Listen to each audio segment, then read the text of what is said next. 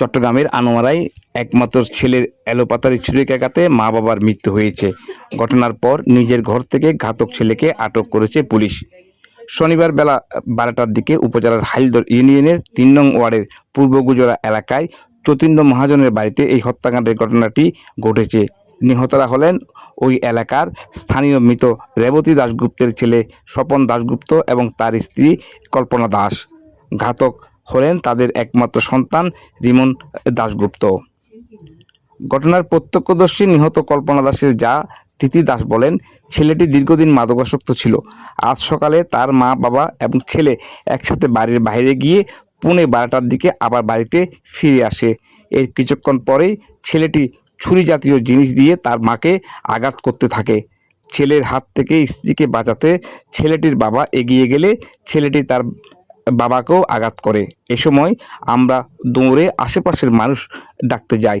এসে দেখি তার মা ঘটনাস্থলে মরে পড়ে আছে। তারপর আহত অবস্থায় তার বাবাকে হাসপাতালে নিয়ে যাওয়া হয়। সেখানেই মৃত্যুবরণ করেন তিনি। আপনি কি জেনেছেন এখানে আসে? আসলে আমরা এটা দেখি নাই, এটা আমাদের ফ্যামিলি থেকে আমাকে ফোন দেওয়া হয়েছে। আমরা এখানে আসছিলাম, এসে দেখি দুজন যেরকম করে টালা রাখছে, মার্ডার করে টালা রাখছে দুজনকে। দেখি দাদাকে একটু হাত দিয়ে দেখি নিঃশ্বাস আছে, ওর দাদাকে মেডিকেলে পাঠিয়ে দিছি। বদির দেখি গলা কাটা। এই বিষয়ে আনোয়ারা সার্কেলের সহকারী পুলিশ সুপার মাহমুদুল হাসান জানান, খবর পেয়ে তারা ঘটনাস্থলে ছুটে যায়। ঘর থেকে ঘাতক ছেলেটিকে আটক করা হয়। ঘটনাস্থল থেকে একটি মরদেহ উদ্ধার করা হয়। হাসপাতালে তার পিতাও মৃত্যুবরণ করেন। পরে লাশ দুটি উদ্ধার করে চট্টগ্রাম মেডিকেল কলেজ হাসপাতালে পাঠানো হয়েছে এবং এই ঘটনায় আইনানুগ ব্যবস্থা গ্রহণ করা হচ্ছে বলেও জানান তিনি। আনুমানিক দুপুর 1-1:30টার দিকে একটা নিউজ পাই যে আমাদের আনোয়ারা থানাধীন হাইলদর ইউনিয়নের পূর্ব গুজরা গ্রামে এখানে মহাজনের বাড়ি বলে একটা ঘর আছে। এখানে একজন 30 বছর বয়স্ক ছেলে, তার নাম হচ্ছে রমিরাজ দাশগুপ্ত। সে তার বাবাকে এবং মাকে অতর্কিতভাবে আঘাত করছে কাঁচি দিয়ে, এরকম একটা নিউজ আমরা পেয়েছি। এবং আসার পর আমরা প্রাথমিকভাবে তার মাকে মৃত অবস্থায় পাই।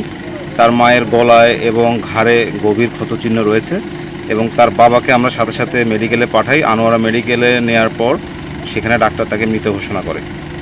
আর আমরা সাথে সাথেই যে আমাদের যিনি রমি দাশগুপ্ত, যিনি তার বাবাকে এবং মাকে ছুরি দিয়ে অতর্কিত আঘাত করেছেন, তাকে আমরা গ্রেপ্তার করতে সক্ষম হয়েছি।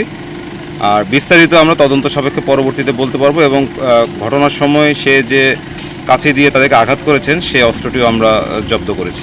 ধন্যবাদ।